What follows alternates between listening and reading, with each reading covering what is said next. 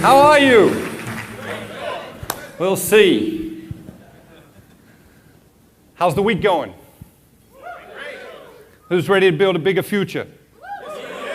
Once upon a time, there was a investment banker, lived in New York City, made tons of money, was very successful, but he had a very busy, noisy, stressful life. So once a year, he used to leave New York City, used to go down to Mexico. He spent a couple of weeks in Mexico in this small coastal fishing village. And just shut it down, just relax, took it easy. And one day, he's walking into the village around lunchtime, and he noticed that there was a fishing boat coming into dock. He thought this was strange because most of the fishermen used to stay out there most of the day. Used to go out early in the morning, catch fish all day long, come back late in the afternoon, clean their fish. But there's one fisherman, he was coming into dock around lunchtime, so he walked over to the dock where this fisherman was about to dock his boat, and he looked in the boat. There's a bunch of large yellowfin tuna fish and just one fisherman. And he said to the fisherman, "How long did it take you to catch those fish?" Fisherman said, "Not very long." The American said, "Well, is there something wrong with your boat?" Fisherman said, "Nothing wrong with the boat, 26 years, never had a problem with it." American said, "Well, it's not even lunchtime. I mean, why don't you stay out there longer and catch more fish?" Fisherman's smart. He said, "I got plenty for what we need right now. Some of them we can eat, some of them we can sell, some of them we can trade, get the other things we need." The American said, "But it's not even lunchtime. What do you do with the rest of your time?" Fisherman said, "Well, I like to sleep late in the morning. And then I fish a little, mostly just for the pleasure of fishing. In the afternoon, I take siesta with my wife, play with my kids. In the evenings, I have dinner with my family. And then when my kids are sleeping, I stroll into the village to this little bar where I sip wine and play guitar with my amigos." The American said, "I am a Harvard MBA, and I can help you." The fisherman was a polite man. So he humored the American. He said, "Really, how can you help me?" The American said, "You should fish longer every day. You'll catch more fish, you'll make more money. You can buy a bigger boat. With the bigger boat, you'll catch even more fish, make even more money. And you can buy another boat." Fisherman said, "I can't fish with two boats." The American said, "Then you can hire another guy to fish with that boat. Before you know it, you'll have a whole fleet of boats, and you can hire every man in the village to work for you to fish with your boats." Fisherman said, "But what then?" The American said, "We're just getting started. After a while, you can cut out the middleman, and you can sell your fish straight to the cannery. A while after that, you'll be able to cut out the cannery, and then you can leave this small coastal village. You can leave this small coastal fishing village, and you can move to Mexico City, and you can buy the cannery, and then you can control the product and the process and the distribution. You can ship your fish all up into the Americas and all down into Asia." Fisherman said, "But what then?" The American said, "Well, then when the time is just right, you can move to New York City because that's the center of the business world.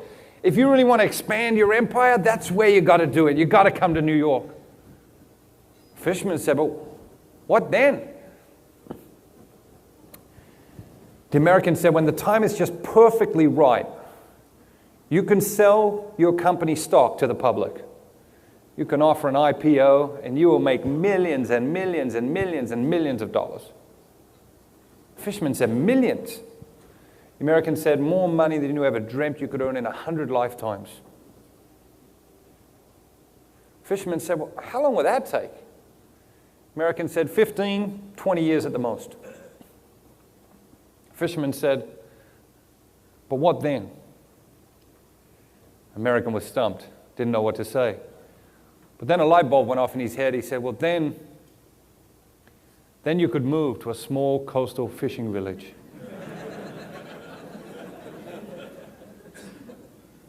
Who would like the life of the fisherman? Anybody like the life of the fisherman?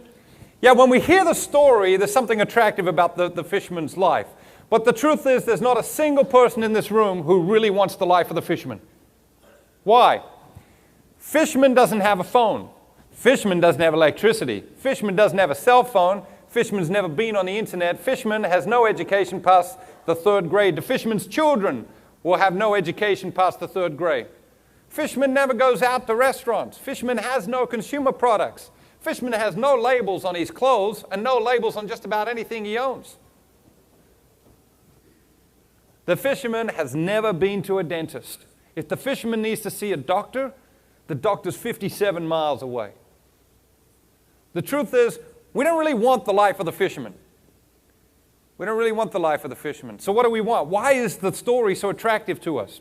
Well, the reason is because, sometimes you go to see a movie after you've read the book, right? And when someone goes to see a movie about a book that they've already read, what do they always say? The book is better, right? Why is that? Because when you read a book, you get to pick the actors, you get to pick the staging, you get to pick the costumes, you get to pick the sets, you get to pick everything. When you're reading a book, you're the director, the choreographer, you do everything. But when you go to a movie, somebody does all that for you, and maybe you like what they did it, and maybe they don't like the way they do it. When you hear the story of the fisherman, you superimpose your reality onto that story. But the fisherman's reality is very different. Fisherman's life costs $125 a month. Fisherman's life costs $125 a month. If you have $30,000 and you invest that $30,000 at a 5% return, you can have the life of the fisherman forever. But the truth is, we don't really want the life of the fisherman. And sometimes when we talk about the whole work-life balance thing, it's easy to say, oh, I want the life of the fisherman. But the reality is that's not real. That's not reality. You can have the life of the fisherman, but you have to make some changes in order to have it. The world has changed radically in the last 20 years. 20 years ago, we had a big push, okay? A big push. Big push in our business could be anything. A big push could be the summer. A big push could be a new product. A big push could be sometimes regulators come along and tell us you can't do that and you have to do this. A big push is anything in our business that requires us all to dig a little bit deeper and push hard. 20 years ago, we had a big push, and then we had a plateau. In the plateaus, we'd slack off. We'd spend more time with our families, work out a little bit more, take vacation. And then we'd have another big push, and we'd all hunker down again. And then we'd have another plateau, and then we'd have another big push, and then we'd have another plateau. The world doesn't work like that anymore. And many of the people you manage wish the world does work like that, but the world just doesn't work like that anymore. Today, you have a big push. If you're lucky, you get 75% through that big push, and what happens? You're in another big push. If you're lucky, you get 75% through that next big push, and what happens? You're in another big push, and another big push. The plateaus have gone. They've gone. They've gone forever, and they're never coming back. Like, we've got a bunch of clients who are in the banking industry, or the investment banking industry. Okay? The whole industry is just a mess at the moment.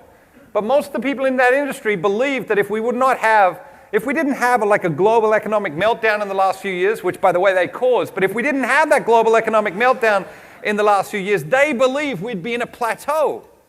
What they don't realize is, not only have we had a global economic meltdown, but we've had a complete paradigm shift. What have we had? We've had a complete paradigm shift. And the plateaus have gone, and they're never coming back. Where's the problem? Well, it impacts our everyday life, right? It impacts our everyday life. It impacts your relationships. It impacts your health. It impacts your business. It impacts everything. Why?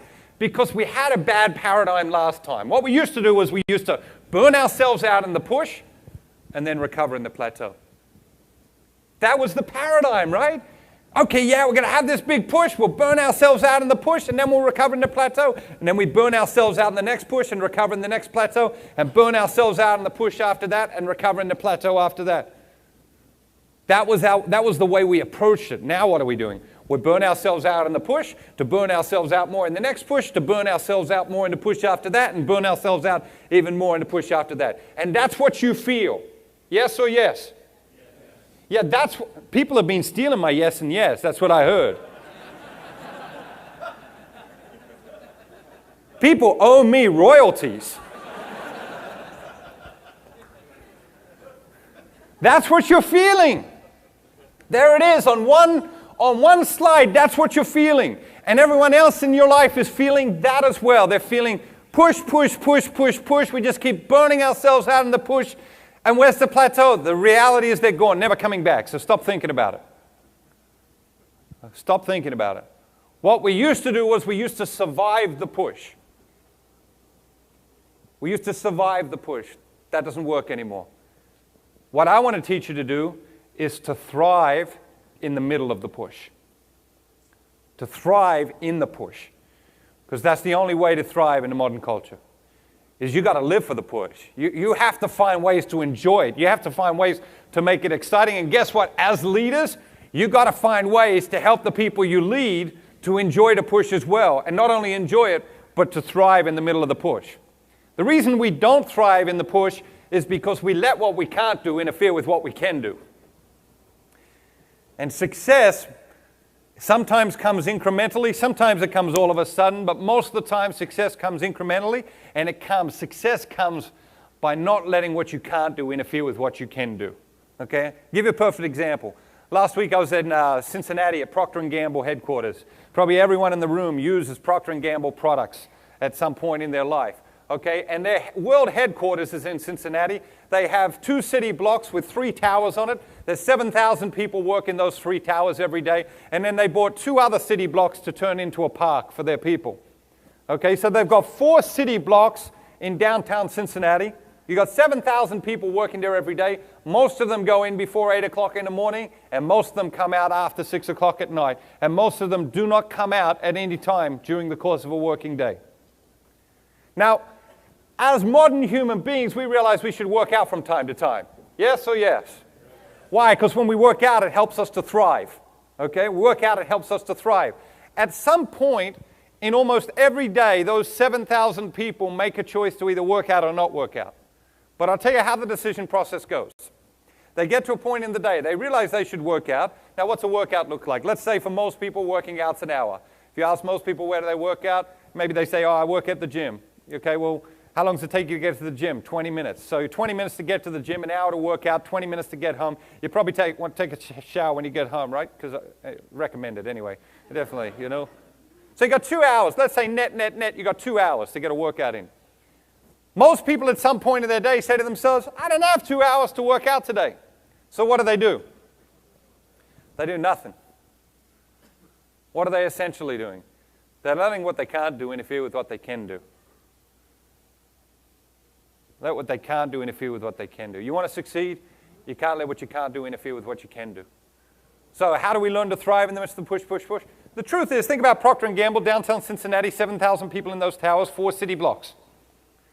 If every single person from those towers came down at lunchtime and just walked around those 4 city blocks and then walked back up into those towers, the energy in those towers at 3 o'clock in the afternoon would be completely different.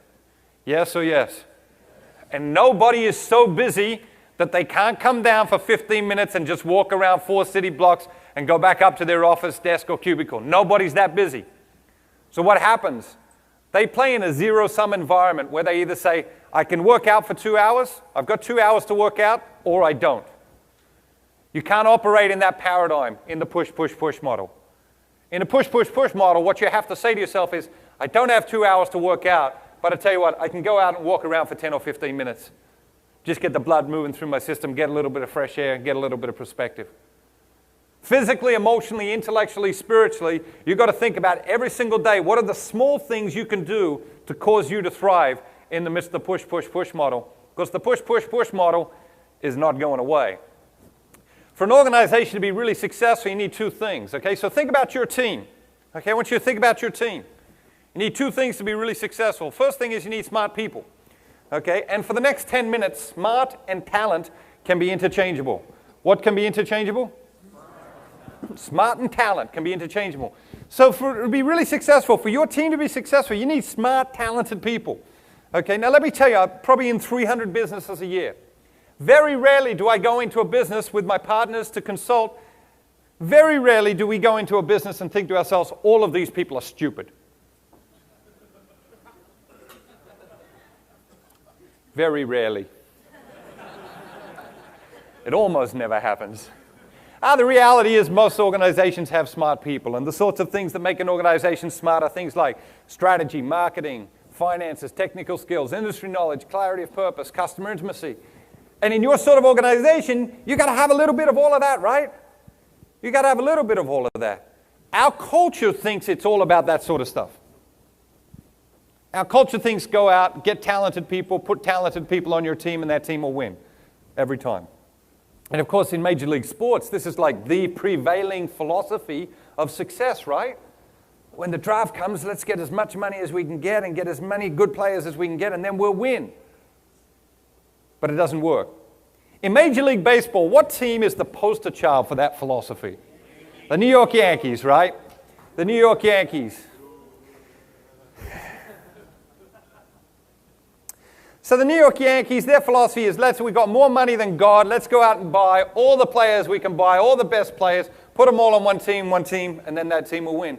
But when you look at how much money they spend proportionally on talent compared to other teams, that team almost never wins. I mean, they won when was the last time the Yankees won the World Series? Anyone know? 2009. And before that, it was 8 years, right? Okay, so here's the thing. In 2010, we're in Texas, let's talk Texas. 2010, the Yankees lost to Texas in the playoffs. You remember that, New Yorkers? Remember that well? Does anybody know does anyone know what the Yankees' opening day budget for talent was in 2010? Anybody want to stagger a guess? $227 million. $227 million. They got it handed to them by Texas. Anybody want to take a guess at what Texas's opening day budget was in 2010? $41 million. Okay? Can you imagine spending $227 million on talent, sending them out on a baseball field and having it handed to them by a team that spent $41 million? But it happens all the time in Major League.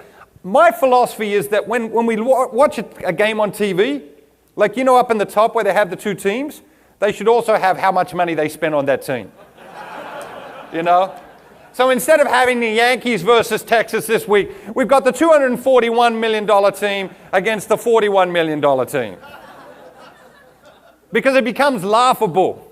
Yes or yes? So how does a team that only has $41 million for talent beat a team that spends $227 million on talent? How do they do that?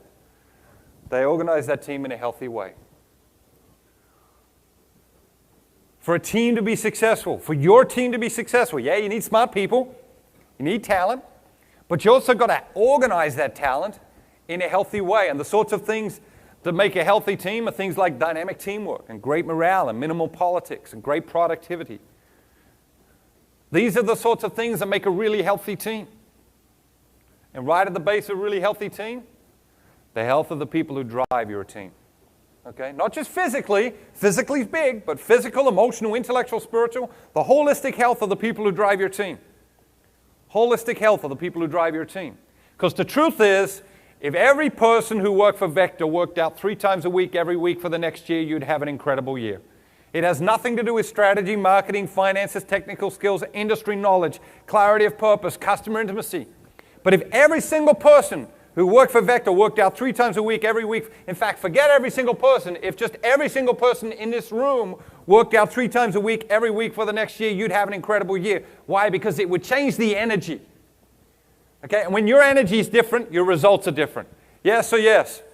Yeah, nothing will impact your results like your level of energy. We'll talk about that in a little bit. We're going to have a look at some of the greatest hits that we talked about a few years ago. We'll talk about that in a little bit. But the reality is, nothing impacts your organization like the health of your organization and the health of the people who drive the organization. So here's the thing. Sometimes people like you and I, we're leading teams. We think, we don't got the best people. Neither does Texas. So how do they organize them to beat the Yankees? They organize them in a healthy way. You've got to take the talent you got. You've got to organize the talent you've got in a healthy way to produce maximum results. You look at Tampa Bay. Tampa Bay have been in the playoff 4 of the last 5 years, never with a budget more than $50 million. Think about that. Almost every team they beat has a bigger budget than them. How do they do it? 4 out of 5 years. It's not a fluke, right? How do they do it? They organize the talent they have in a healthy way. Nothing impacts organizational health like the health of the people who drive the organization. In many ways, SMART equates to IQ, the intellectual quotient, your intellectual intelligence, and healthy equates to EQ. And this is what you got to teach your people. Because selling is all about EQ. Yes or yes? It's about knowing when to push and knowing when to pull back. It's knowing when to close the deal, when to try to close the deal. It's all emotional intelligence. And the reality is emotional intelligence is falling off a cliff in our culture. Why? How do we communicate? We text, we email, make phone calls on the cell phone, leave voicemails. You know, sometimes I'll get messages. Yeah, hi Matthew, this is Jim. Yeah, I missed you. It's 3:30 in the morning, so you're probably not at your desk. But I wanted to tell you, XYZ. He actually called me when he knew I wouldn't be at my desk because he didn't want to talk to me. He just wanted to leave me a voicemail. He wanted to get credit for calling me back, but he didn't want to actually talk to me. Okay? You think about the average 15-year-old today. What level of emotional intelligence does the average 15-year-old have? The world is changing. You know, when I was a teenager, when I was 15 years old, the answer to every question was fine. How was your day? Fine. What'd you do? Fine. What do you want for dinner? Fine. Teenagers today aren't that articulate.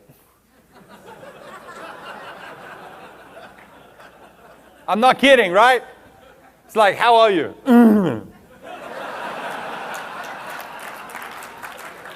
It's like, what are you, Chewbacca?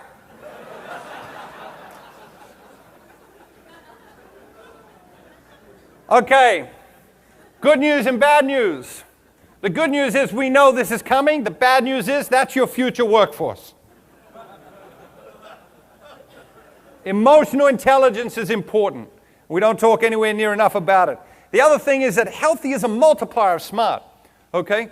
Healthy is a multiplier of smart, so it's not just a nice addition. It's not just, oh yeah, I got these great talented people. Yeah, I can throw a little bit of health in there. I have a team meeting or something that creates a little bit of health and communication. No, health is a multiplier of smart. What does that mean? Take two teams. Let's say you go out and you hire all the best talent, most talented people you can find. Put them all on one team. They score 10 out of 10 on the smart scale. But maybe there's a lot of egos bouncing around. They score 3 out of 10 on the healthy scale. That team scores 30 on the smart healthy scale. Okay? Now, you take another team, average 6 out of 10. It's like when you're interviewing somebody and you realize, yeah, 6 out of 10. It's not like you're so excited, I can't wait to hire this 6 out of 10 person, right? No, I can't wait to get this 6 out of 10 person on my team. No, it doesn't work that way. 6 out of 10 is average. It's mediocre. It's ordinary. But you take an average team and you organize it in an average way, 6 out of 10. They outscore the smart team every time. That's how Texas beats the Yankees with 1/5 of the budget. That's how Tampa Bay makes the playoffs 4 out of 5 years with less money to spend on talent than almost any other team in the league. That's how it works. It's not enough just to be smart. Also got to be healthy. It's not enough just to have talent. You've also got to organize that talent in a really healthy way. Most organizations only ever scratch the surface of their collective intelligence because they don't give smart people a healthy environment to work in. When you're frustrated with your work, okay, when you're frustrated with your work, what sort of things do you say to me? You say, oh, Matthew, I could be doing some great stuff, but I'm taking care of all this stupid little stuff. And when your people come to you frustrated with their work, what sort of things they say? They say, oh, I could be doing some great stuff, but you got me doing this stupid little stuff. What are we essentially saying? Give me a healthier environment and I'll contribute at a higher level. Give me a healthier environment and I'll contribute at a higher level. This is what I know for sure. Nobody signs up to sell Cutco who wants to fail. Okay, there's easier ways to fail, right? There's easier ways to fail. Like nobody signs up to sell Cutco who wants to fail. There's just easier ways. It's just too hard for that. And this is what else I know for sure. People don't fail because they want to fail. People fail because they don't know how to succeed. And it's your job and my job to teach them how to succeed. Yes or yes? Yeah, people don't fail because they want to fail. People don't wake up in the morning and say, I want to be a failure today. No, people fail because they don't know how to succeed. And it's your job and my job to teach them how to succeed, to help them to succeed. Here's the problem. Sometimes we get tired and then we lose the energy to help them. That's just the reality. That's just the reality. Health is the greatest competitive advantage, virtually an untapped opportunity. You can't determine how many people come through the door.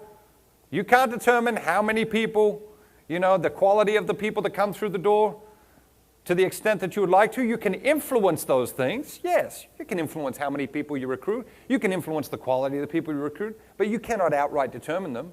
But you can determine the health of your organization, the health of your team, however large or however small your team is. Problem is we spend too much time on smart and give too much credit for it, too little energy and resource on healthy. Sometimes when we're talented, then we become dysfunctional. We mess other people up. We think, I'm successful. Stuff everyone else. And what happens? You have people like that on your team. Yes or yes. We let them get away with it. Why? Because they sell stuff. But we don't take into account what is the cost of that person on the other people in the team. Our philosophy at Floyd is that your organization can only become the best version of itself to the extent that the people who are driving your organization become better versions of themselves. Every time you become a better version of yourself, Vector becomes a better version of itself. It's impossible to separate those two realities. We've been talking about the whole work-life balance thing for so long. What's the problem with the work-life balance conversation? It's a myth. It's an absolute myth. Work-life balance is the greatest corporate lie of the last 50 years. Why? Because when we started asking people, do you feel like you've got work-life balance, what are we saying to them? Your work isn't part of your life. How do you feel about that? And your work is part of your life, right? Most of us spend most of our days working. Our work is part of our life. It's an important part of our life. It should be a meaningful part of our life. Okay? The reality is you can't separate the personal from the professional. They are linked. Inseparably linked. You cannot separate the personal from the professional. And this is what I know for sure. We did a research project on work-life balance. We asked 3,000 people, if you had to choose between balance and satisfaction, which would you choose? Not one single person chose balance. If you had to choose between balance and satisfaction, which would you choose? Not one single person chose balance.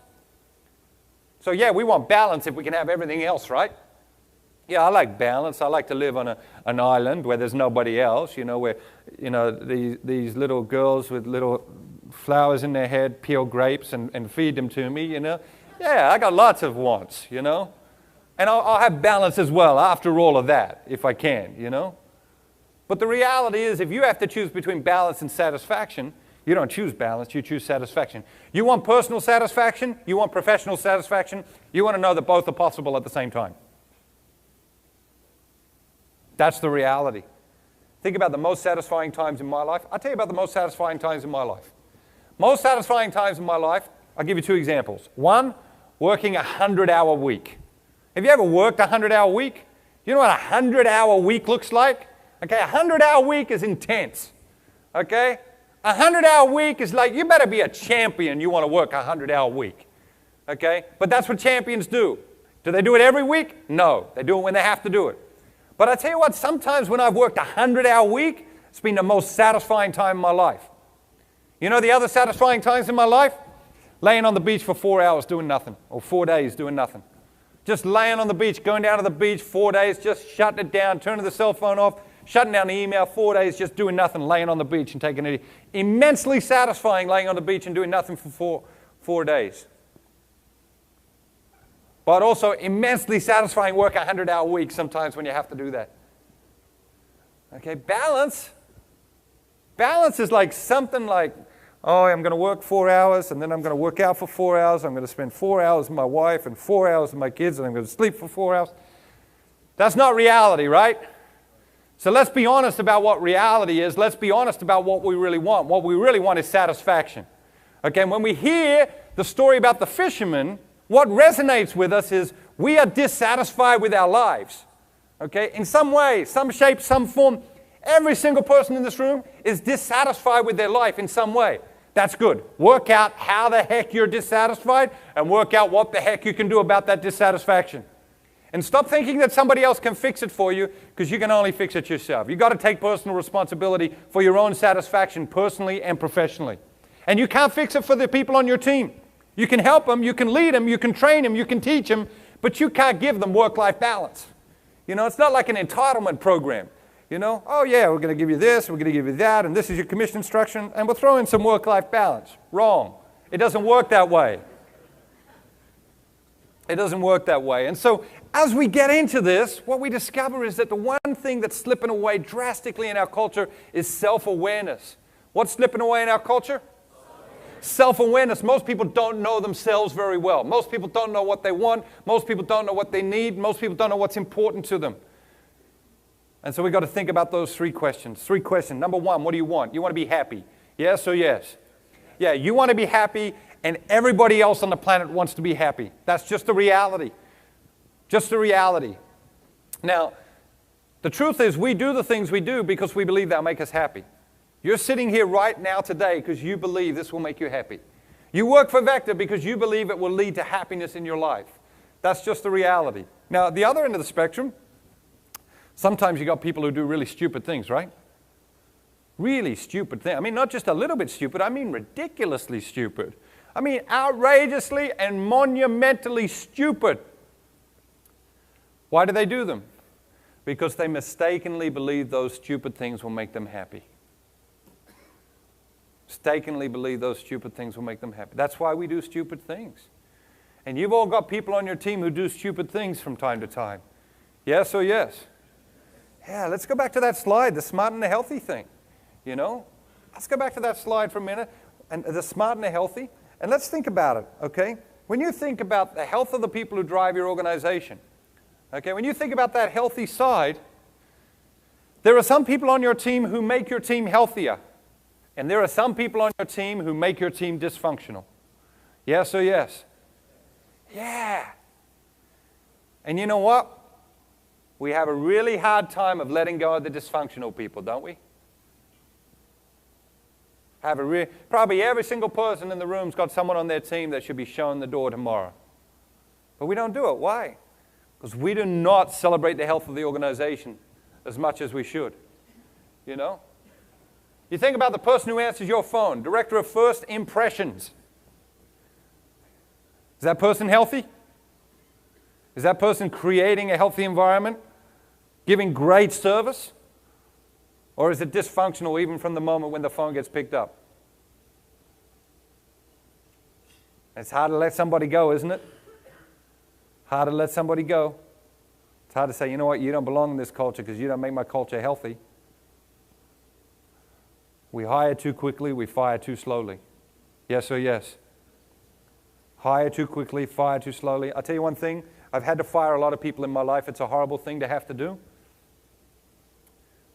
But I can tell you this for certain, I've never regretted letting somebody go. Never, not even once. I'd never come to a place where 3 months later, you know what, I made a really bad mistake. I let that person go. We dread the transition. Yes or yes? But we know it's the best thing for our organization. Get it done. Get it done. Question number one, what do you want? Okay, think about that. What do you want? Most people haven't got the foggiest idea what they want. Most people have not got the foggiest idea what they want. Do you know what you want? Because you've got to work that out. Because you can't be successful unless you know what you want. Part of your job is to help your people work out what they want. Because people haven't got the foggiest idea what they want. We did another research project. We took 264 people in 5 different companies. We sat them down once a month. And we asked them 2 questions. What do you want and what's important to you? Okay? 84% of respondents changed their answer every month for 2 years. What does that tell you? They haven't got the foggiest idea what they want. They're not even the foggiest idea of what matters most to them. You've got to work out what you want. You've got to work out what matters most to you. Because you can't have satisfaction, you can't have happiness unless you realize, okay, I really want this. Because when you've got to push, you better know why you're pushing. You better know what's important to you. You know why you're getting up early and staying out late. You've got to know that. Truth is, we all want to be happy. You know, if I gave you a notepad and said, go away, make a big long list of all the things you want to do, have, be, become. You came back with a list. I brought Dr. Phil up here, Oprah, you know, a couch for you and Dr. Phil and Oprah. And then they sat down with you in your list and they would look at your list and they would say, listen, it turns out that you want to be happy, you know, for every single one of you. Okay? That's just the reality. You want the things you want because you believe they'll make you happy. Okay? That's just the sick bit is we already know the things that make us happy. 4 aspects of the human person: physical, emotional, intellectual, spiritual. Physically, if you exercise regularly and you eat the right sorts of food and you sleep regularly, how do you feel? Yeah, it doesn't sound like you have too much experience with that. Physically, you exercise regularly, eat the right sorts of food, sleep regularly, you feel great. You're more fully alive, you have more energy, you feel better about yourself, you feel better about your business, you feel better about life. You're just happier. When you exercise regularly, eat the right sorts of food, sleep regularly. Emotionally, happiest people on the planet, people who give focus and priority to the most important relationships in their life. And when you give that focus to the most important relationships in your life, you're just happier. Intellectually, take 10 minutes a day to read a great book, not 2 hours in a hammock.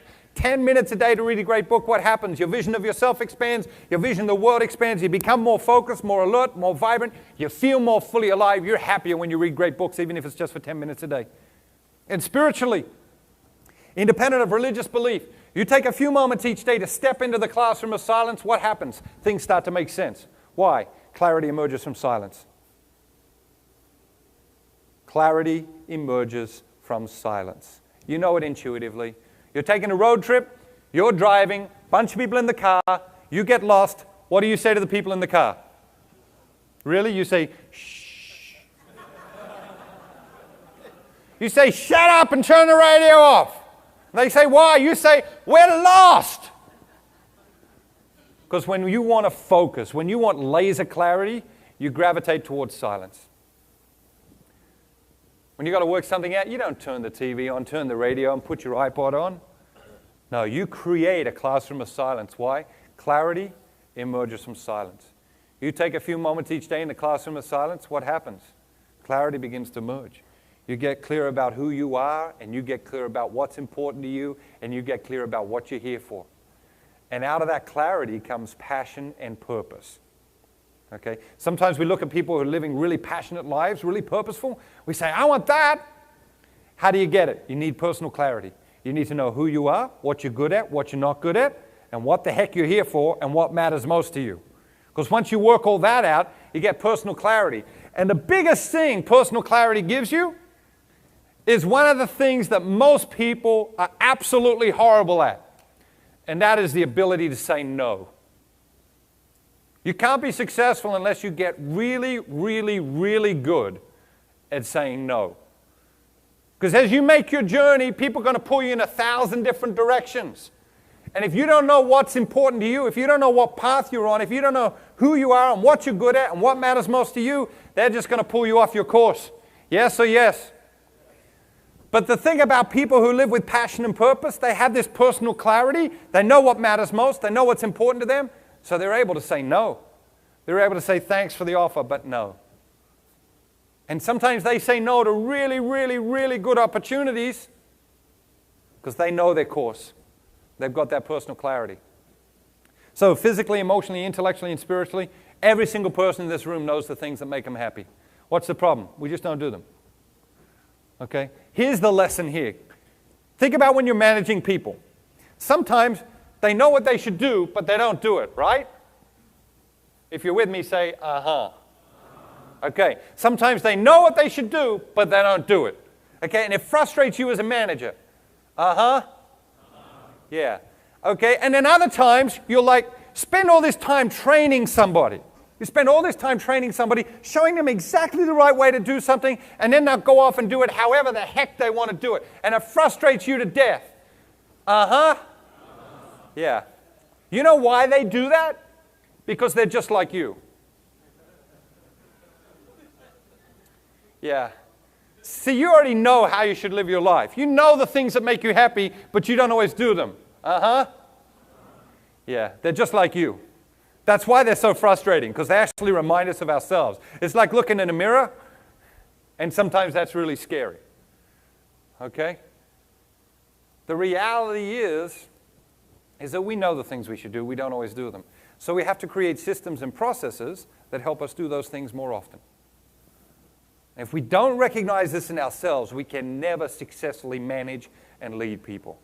Because then we just start saying stupid things like, oh, I spent all this money on that training, and then they do it however they want. What's wrong with these people? I'll tell you what's wrong. They're like you.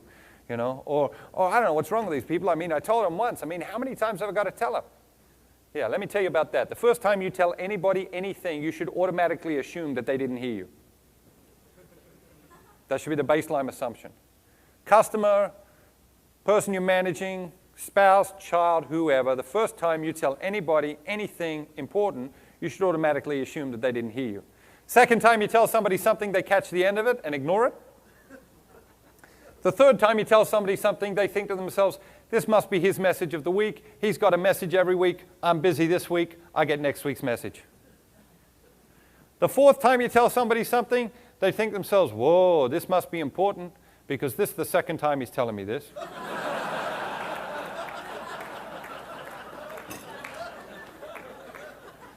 The fifth time you tell somebody something, they ask a question. So you get excited because you think they're interested in what you're saying. Wrong. They're not interested in what you're saying. They're interested in how what you're saying affects their life. They want to know how what you're saying will change their life, their roles, their responsibilities, their life. Sixth time you tell somebody something, they judge what you said the fifth time in answer to their question against what you're actually saying to see if you're for real, to see if you're authentic. And the seventh time you tell somebody something, they might actually hear it in the way you want it to be heard. That's how branding works. Coca-Cola, biggest branding company in the world, spend $100 billion every decade and only have one message a decade. 3 things they've told us in the last 3 decades. 3 things they've told us in 30 years. It's the one, it's the real thing, it's refreshing. Hey, think about it, Coca-Cola. They get all the best marketing people together in the world and they say, listen, marketing people, we're going to spend $100 billion in the next decade to get a message across to the world. Okay? Can you come up with something good? Okay, and the marketing people go away and they come back after 3 months and they say, we've got something really good. They say, all right, what do you got? They say, it's refreshing.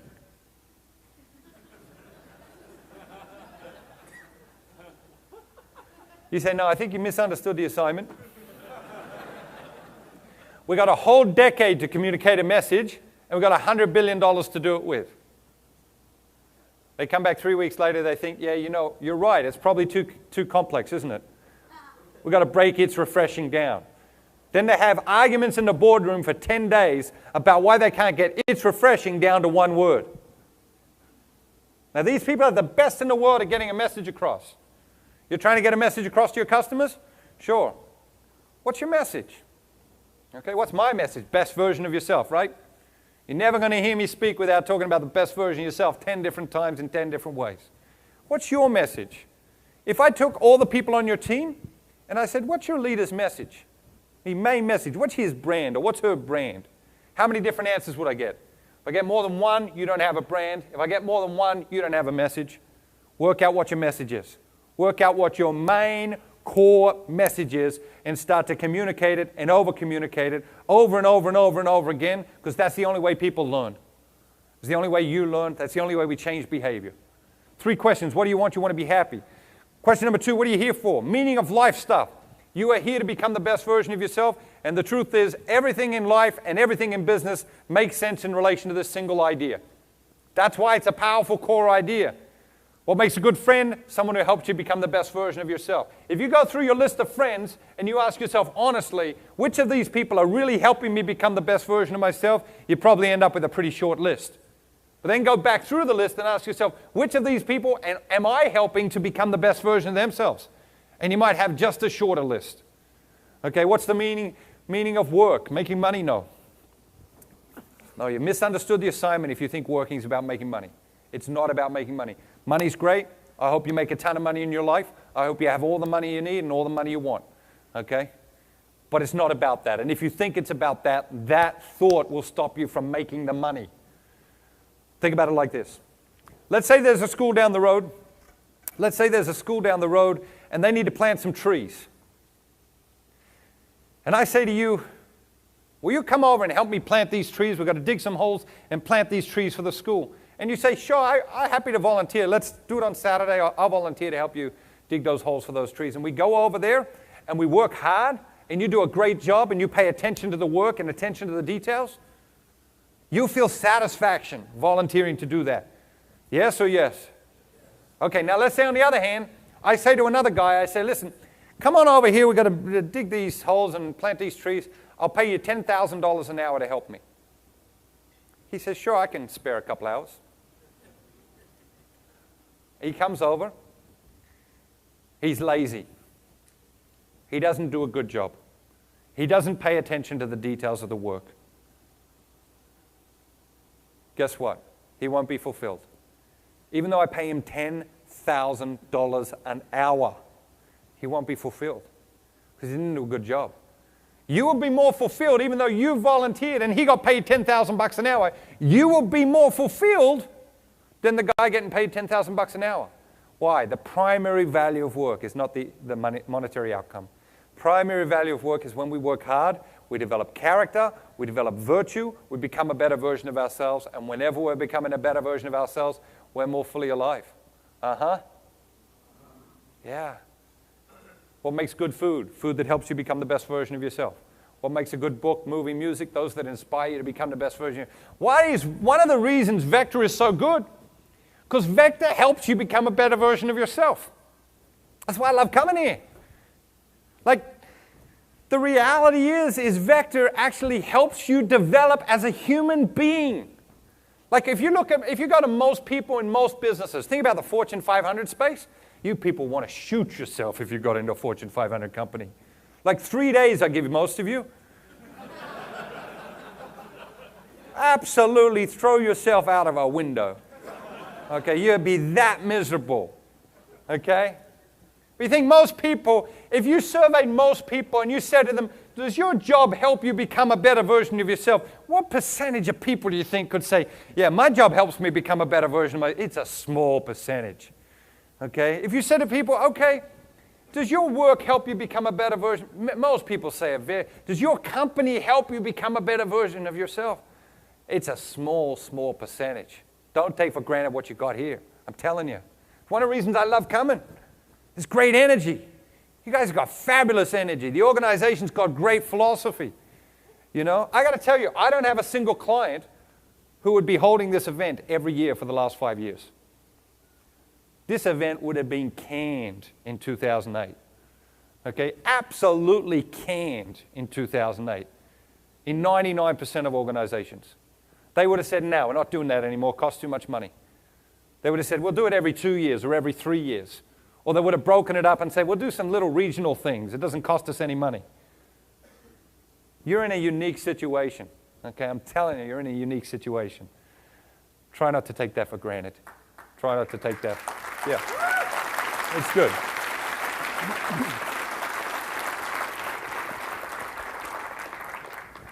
And so everything in your life makes sense in relation to this simple principle, okay? You want to live life? Say yes to the things that help you become the best version of yourself and no to the things that don't, and you will live an extraordinary life. It's not more complicated than that. You want to run an extraordinary business? Say yes to the things that help your business become the best version of itself and no to the things that don't, and you will have an extraordinary business. You want to learn to manage people and lead people? Help them become better versions of themselves. Just say to them, listen, did that really help you become a better version of yourself? Because you can't be happy without that. Unless you're becoming a better version of yourself, you can't be happy. Doesn't matter how much money I pay you, you can't be happy. So let's get focused on the right stuff. 3 questions. What do you want? You want to be happy? What are you here for? You're here to become the best version of yourself. Question number 3, raise your hand if you would like more energy. Oh yeah. That's the whole ball game, okay? If you take nothing else away from the whole week, become an energy fanatic, okay? It's all about energy. You've got to work out who are the people, places, things, and activities that energize you. You've got to work out what are the people, places, things, and activities that drain your energy, and you've got to learn to manage the flow of energy in your life. Because energy is the whole ball game. You know, latter part of the 20th century, obsessed with time management. And time management's good, and time management's necessary, but time management doesn't differentiate from the guy next to you. Time management is permission to play. You want to play at a high level? There are a few things that give you permission to play at a high level, and time management is one of them. You want to differentiate yourself at a high level? Energy management. You got to learn to manage your energy. Because your experience of life expands or contracts according to how much energy you have. Okay, think about that. That's not a small thing, right? Your experience of life, okay? Your capacity for life expands or contracts according to how much energy you have. It's a big thing. Yes or yes? It's a big, big, big thing. Your capacity for life expands or contracts according to how much energy you have. Here's the problem. Most people are tired most of the time. I say it again.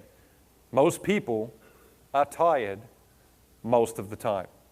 If you say to people, okay, take out your planner, written or electronic, whichever you like, show me the last day on your calendar, the most recent day on your calendar, where you woke up in the morning 15 minutes before the alarm clock, so energized to get out of bed, so excited to jumpstart the day, get a jump on the day because you beat the alarm clock by 15 minutes. Most people wouldn't even remember the last day.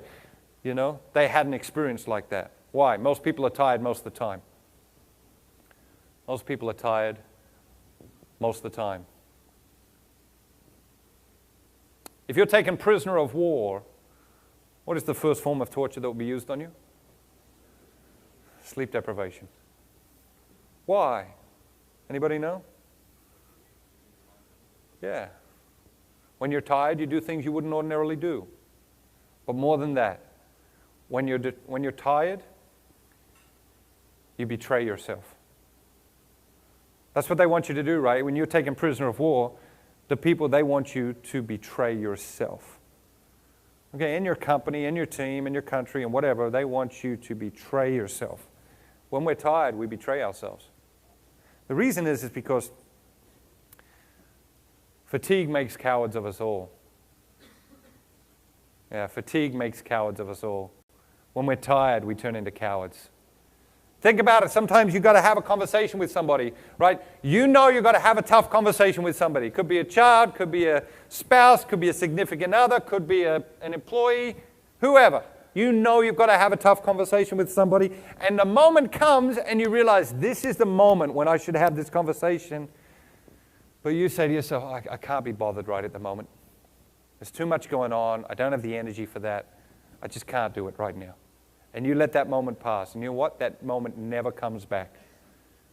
Because what happens? Well, the next week when there is a chance where you do have some energy, you think, I can't bring it up now because, it happened a week ago. And if I bring it up now, he'll think I've been thinking about this for a whole week, which I have, but I can't have him know that I've been thinking about this for a whole week. So I'll just let it go. What happened? You turned into a coward. Why? Because you were tired.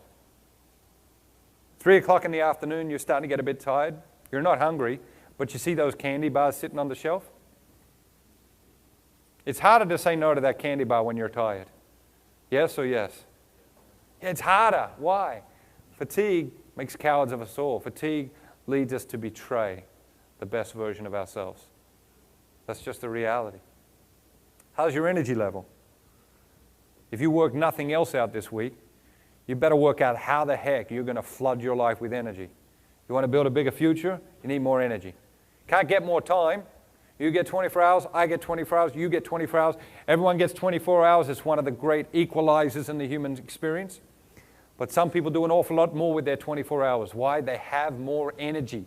Most people come home from work every night. What do? They plant themselves in their lazy boy recliner chair in front of their 127-inch idiot box with a six-pack of beer and a 300-ounce bag of Doritos. Why? Because that's how they want to spend their life? Wrong. That's the only thing they've got energy for. And we completely misunderstand energy in our culture because we'll say stupid things to ourselves like, oh, I've got to watch a little bit of TV and relax. That's crap. When was the last time you got up from in front of the television set with more energy than when you sat down in front of the television set? When was the last time you got up from in front of the TV and said, I'm all relaxed and I feel like working out now? Wonder if the gym's still open. Doesn't happen, right? You got to learn to manage your energy. 4 levels of energy. First level, depressed, exhausted, burned out, defeated, and overwhelmed. We all experience that from time to time. We never want to, but we do. Second level of energy, angry, fearful, anxious, defensive, and resentful. We all experience that from time to time. We never want to. Third level of energy, mellow and serene. We've heard about that. We read about that in a book. Fourth level of energy, confident, joyful, enthusiastic, and invigorated. Confident, joyful, enthusiastic, and invigorated. How often do you want that? All the time. What sort of people do you want on your team? People with fourth level energy. Who do you want as your customers if you could choose them? People with fourth level energy. Who do you want as your neighbors? People with fourth level energy. Who do you want as your friends? People with fourth level energy. The whole world's attracted to fourth level energy. Who are the most successful salespeople on the planet? People with fourth level energy. Why? People like being around people with fourth level energy. People buy things from people with fourth level energy that they don't even need. Why? Because they just like being around the person. If you get a phone call from someone who's angry, fearful, anxious, defensive, overwhelmed, and they say, let's go out to lunch. You know, I want to sell you some insurance. Probably not, right? Confident, joyful, enthusiastic, invigorated. And places have energy too, right? What sort of energy has your office space got? What sort of energy? Depressed, exhausted, burned out, defeated, overwhelmed? Angry, fearful, anxious, defensive, resentful? Confident, joyful, enthusiastic, and invigorated. What sort of energy has your team got? If I got all your team in one room, what sort of energy would it be? When someone picks up the phone in your office, is it confident, joyful, enthusiastic, invigorated? Or is it depressed, exhausted, burned out, defeated, overwhelmed, angry, fearful, anxious, defensive, and resentful? Because that might be the whole ball game right there. Got to learn to manage your energy. Flood your life with more energy, you'll have more successful business. Guaranteed. To the extent that you create more energy in your life, you will have more business in your life. Guaranteed. Absolutely no obstacles for you in this regard. 3 questions. How do they connect? Well, when you look at the things that truly make you happy, what do you discover? And I'm talking about happiness, right? I'm not talking about pleasure. Pleasure and happiness are not the same thing. Our culture thinks pleasure and happiness are the same thing. Our culture wants to sell you pleasure as a substitute for happiness. But pleasure and happiness are not the same thing. So what is the difference between pleasure and happiness? Well, pleasure cannot be sustained beyond the activity producing it.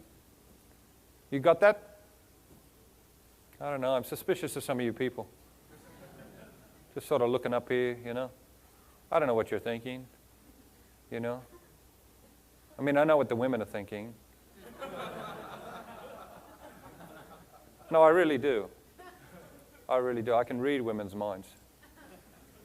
The women are thinking, great accent. Doesn't matter what he says, as long as he just keep talking. He could read me the phone book.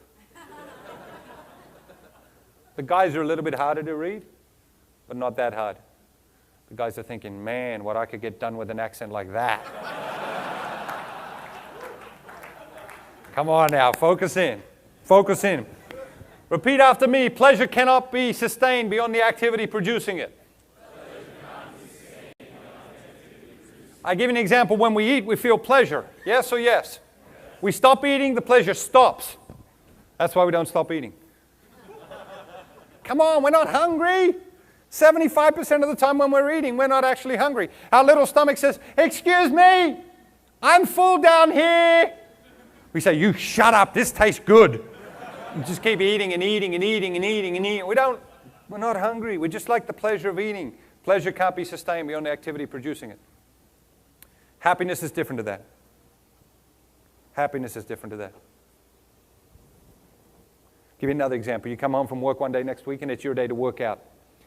I mean, whatever day that is, right? But it's your day to work out. It's that day of the year, you know, and you think to yourself, I don't really feel like working out. That's a shocking revelation, isn't it? So you're going to make a decision. Are you going to work out or are you going to plant yourself in your lazy boy recliner chair in front of your 127-inch idiot box with a 6-pack of beer and a 300-ounce bag of Doritos? You think, whoa, that's a tough choice. You think to yourself, I wonder which one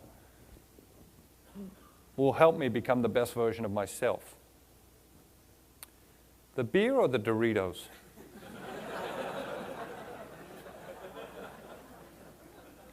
So you don't really feel like working out, but you force yourself to work out. Force yourself to work out. Funny thing about that is, whenever you get done working out, you're always glad you worked out. Whenever you get done working out, you're always glad you worked out. Even if you had to force yourself. Why? Happiness can be sustained beyond the activity producing it. Think about all the people on your team, okay? There's a spectrum of engagement. Okay, at one end of the spectrum, if you think about all the people on your team, some of them are really passionate, purposeful, 100% engaged. Yes or yes? But most of them are not 100% engaged, right? Most of them are not 100% engaged. Maybe some are 85% engaged, and some are 60% engaged, and some are 15% engaged, and some are 12% engaged, and then you got the Q&S people. I call them Q&S people because they quit and stay. They quit, but they stay. That's a problem. You don't have quit and stay people really in Vector for too long, because if you quit, you don't get paid, Like, that's how it works. You can't really quit and stay in an environment like this. But they quit and they stay. In the ordinary world, you talk to quit and stay people. You say, how long have you worked here? Oh, 20 years. When did you quit? 16 years ago. I remember it pretty good. It was like this Friday afternoon. And like I just said to myself, I quit. I just said it to myself. I didn't say it to anybody else. Just to myself, I just said, I quit. But I kept showing up to work. They quit, but they stay. These people are toxic. Yes or yes? Absolutely poisonous. You're trying to get something done. These people will prevent you from getting any good thing done. Okay? One of the things we discover about the highly engaged people that separates them from the massively disengaged people, highly engaged people operate out of a happiness principle. Disengaged people operate out of a pleasure principle. Highly engaged people, when they operate out of a happiness principle, they're willing to delay gratification in order to build a bigger future. I say it again. They're willing to delay gratification in order to build a bigger future. Disengaged people aren't willing to delay gratification. It's all about instant gratification for disengaged people because they live out of a pleasure principle. You need to get people on your team who live out of a happiness principle, who are willing to delay gratification in order to build a bigger future. If you come up against people who operate out of a pleasure principle, you've got to manage them into a happiness principle. If you can't manage them into a happiness principle, get rid of them. Because they will drag you down, they will waste your energy, they'll waste your time, they'll waste your effort, they'll waste your resources, they'll waste everything that's worth not wasting in your life and in your business. Highly engaged people are willing to invest. Here's the thing, like if you could take, anyone hear about the marshmallow experiment, 4-year-olds? Marshmallow experiment? I think it was from MIT or one of the big universities. About 25 years ago, they did a study where they had these 4-year-olds come into this room and sit with this scientist. And the scientist said, listen, I'm going to put a marshmallow on the table here. You can eat it right now if you want to. Okay, you can eat it right now if you want to. Or I'm going to come back in 5 minutes. If you wait till when I come back in 5 minutes to eat it, you can have 2. Okay? Now the kids that did that experiment have just graduated from college. Okay? Just graduated from college. The ones that waited for the second marshmallow scored off the charts in every area of excellence in their life over the ones who wouldn't wait. Do not link your destiny to people who are not willing to delay gratification. Don't do it personally. Don't do it professionally. It never works. If I had to choose one thing that is more likely to determine the success of a person than anything else, I would choose their ability to delay gratification. If you don't have it, get it. If you do have it, increase it. Nothing is going to impact your ability to succeed at anything more than your ability to delay gratification. You want to be successful in a marriage? You can't do it unless you're willing to delay gratification. You want to be successful in business? You can't do it unless you're willing to delay gratification. You want to be successful at raising your kids? You can't do that unless you're willing to delay gratification. You want to be successful in your personal finances? Not unless you're willing to delay gratification. You want to be successful in your health and well-being? Not unless you're willing to delay gratification. Nothing will impact more. So you look at the 3 questions. What do you want? What are you here for? What do we all want more of? What's the connection? When you look at the things that truly make you happy, they're the same things that help you become the best version of yourself and the same things that flood your life with energy. So why don't we do them? Well, they challenge us to change. And they say people hate change. They say people are allergic to change, resistant to change. They say people hate change. It's not true. People love change. They just don't like transition. People love change. They just don't like transition. Okay? You think about it, when Barack Obama was running for president, I'm not going to talk about politics, so take a breath. Big breath. Not going to talk about politics. But when Barack Obama was running for president, he had a sign on the front of the podium everywhere he went, had a big word on it. What did the big word say? Change. What did people vote for? What did people get? Transition. Why has his approval rating been on a roller coaster road for 4 years? Because people voted for change. What they got was transition. Now, whether you like the transition or don't like the transition, that's a political conversation. We're not going to get into that. But the point is, it is transition. People voted for change. What they got was transition. Does anybody in the room believe Barack Obama would be president today if, while he was running for president in 2008, he had a sign on the front of the podium everywhere he went that said, transition you can believe in? Wouldn't have happened, right? Why? People love change. They just don't like transition. What's the problem? Life is transition and business is transition. You can't get away from it. You're constantly in transition in your life. You're constantly in transition in your business. You can't get away from it. Think about the push, push, push. Yeah, it's like that in your business, but it's also like that in your life. Your life's constantly in transition. There's constantly things happening in your life that create transition. And the most successful people and the most successful organizations wake up in the morning looking for the transition. Best example in our corporate culture today, Apple computers. Okay, when you get inside Apple computers, it's incredible. I mean, the level of transition that they deal with every single day in their life and in their business is extraordinary. But the truth is, you don't have to be inside Apple computers to recognize that. Just by being a regular consumer, you can recognize that Apple computers has a rigorous environment of transition. Where's the proof? 2001, they introduced an industry-crushing product. What is that called? Does anybody know? It's called an iPod. Right? An industry-crushing product. Do any of you sell industry-crushing products? No, you don't, right? You sell knives, right? It's not an industry-crushing product. You're not going to like put every other knife manufacturer out of business, right? You are? 2 more years? Most companies in their whole lives never see an industry-crushing product. Like 99.99999% of companies in their whole existence never have an industry-crushing product. They can be phenomenally successful without industry-crushing products. But Apple created an industry-crushing product. Okay? Where are people's Walkmans now, right?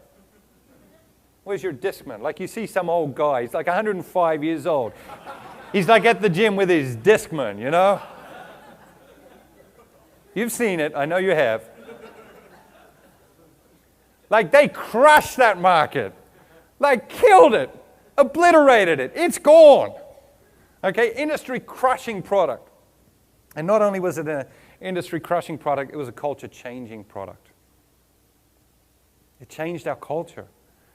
Do you know how rare it is for a product to change a culture? In our lifetimes, we will never see it again. It's very unlikely. To have an industry-crushing product, which is also a culture-changing product, is an extraordinary event.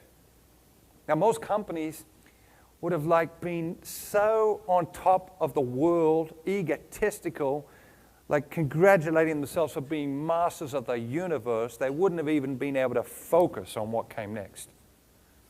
Not Apple. 3 months before they released the first generation iPod, they built a new building. They hired a new team of engineers. They gave them the prototype of the first generation iPod. They said, go in that building. Across the street is the team that's finishing the first generation iPod. You've got 90 days to give us the second generation iPod. These are the specs we want on the second generation iPod. If you don't give it to us in 90 days, you don't have a job at Apple Computers in 90 days. They delivered it in 52 days. 9 months after Apple released the first generation iPod, they cannibalized their own product, released the second generation iPod. 12 months after that, they cannibalized their own product again, released the third generation iPod. 14 months after that, they cannibalized their own product again, released the fourth generation iPod.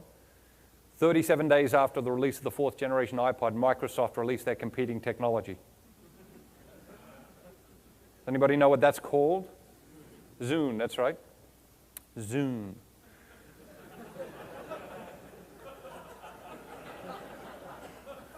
Does anybody have a Zune?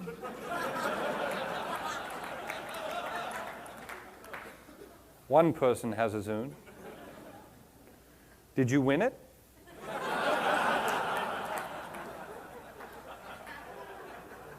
I'm just curious because I got a friend that has a Zune, but she won hers. You know, it was second prize. First prize was an iPod. The reality is Microsoft's competing technology irrelevant. Why? Because Apple wakes up in the morning looking for transition. This is the transition diagram. Oh, what have I got there? Okay. floydconsulting.com/SLC2012. If you visit that link in the next week, I put up some extra resources there for you, okay? If you put up, whoa, is that what I've got up there? That's what I've got up there. All right, very good. So if you visit that link in the next week, I've got some extra resources up there for you that you can use for yourself, you can use for the team. You get an excerpt from the book Off Balance. You can also take an assessment that gives you a personal professional satisfaction score. So you answer these 20 questions, it gives you a personal professional satisfaction score, and then it tells you, okay, you scored low here, you should be thinking about this, or you scored high here, this is great, you should be thinking about this. You can do it, your team can do it, anyone can do it for free, just give them the link, and have fun with that. This is the transition diagram. This is critical. This right here is worth the price of admission. This could represent any transition in your life, any transition in your business. Point A, point B. Let's say that you get a new role, okay? So let's say you used to sell Cutco and then you become, what do you become after that? District manager, is that what it is? Okay, very good. Point A, you're selling Cutco. Point B, you're a district manager, okay? All these little lines up and down the A and B axis, they're all your roles and responsibilities in your old role. There are roles and responsibilities in your new role, okay? Now, if you get a new job tomorrow, you don't start doing the new job 100% tomorrow, right? But also, if you get a new job tomorrow, you don't stop doing your old job 100% tomorrow. So for a while, you're going to do both jobs, right? Okay, so you're going to grow out of your old job, okay? That's you growing out of your old job. And that arrow point over there, that's like 3 years from now when like some old customer you have calls you up and says, can you get me this ice cream scoop? You know, I want to get this ice cream scoop. Can you drive that out to me? You live 214 miles from me now. Can you drive that out to me because you're my Cutco rep? Drive that 214 miles out to me and give me my ice cream scoop, please, okay? That's your old job hanging on to you, all right? Okay, at the same time, you're growing into your new job, okay? Growing into your new job. You don't do it 100% the first day. You grow into your new job. In the middle is why we have trouble. I like to call that crazy time with a K, you know? How many people experienced crazy time this summer? How many people had a bit of crazy time this summer? Why? Why do we have crazy time? Because of transition. But transition's there. It's there all the time. It's going to be there all the time. We've got to learn to thrive in the midst of the transition. I'll give you another example. What is the perfect example in our personal lives of transition? Anybody? Anybody know? Married, really close. Kids, getting in the wrong direction. What happens right before you get married? Don't say you were happy. What happens right before you're married? Yeah, you get engaged, right? Engagement's the perfect example, okay? Point A, you're single, okay? Point B, you're married, okay? These are all the things you do when you're single. These are all the things you do when you're married. Very different things, okay? Very different things, okay? Keep that in mind, very different things. For me, it wasn't that hard. Over here, I do what I want. Over here, I do what I'm told, okay? Now, as you move from A to B, you're going to do less and less of the things you used to do when you were single, and more of the things you're going to do when you're married. What happens in the middle? Crazy time. That's engagement. Every single engagement. Is anybody engaged at the moment? We got any engaged people? Okay, we got a few engaged people. You're in crazy time. That's what it looks like. You know the worst part about it is our friends betray us. I'm not even joking. You're like when we're engaged, like everyone's excited. This is fantastic. The women are the worst. This is amazing. Show me the ring. It's incredible. Look how big it is. It's probably a cubic zirconia. That's fabulous. Look how good that is. Let's plan the wedding. Let's plan the shower. What's going to be your color? What's going to be your theme? What's going to be your scent? Who are you going to have as bridesmaids? You're going to have 7 bridesmaids? There's too many bridesmaids. She's a bitch anyway. Just have 6.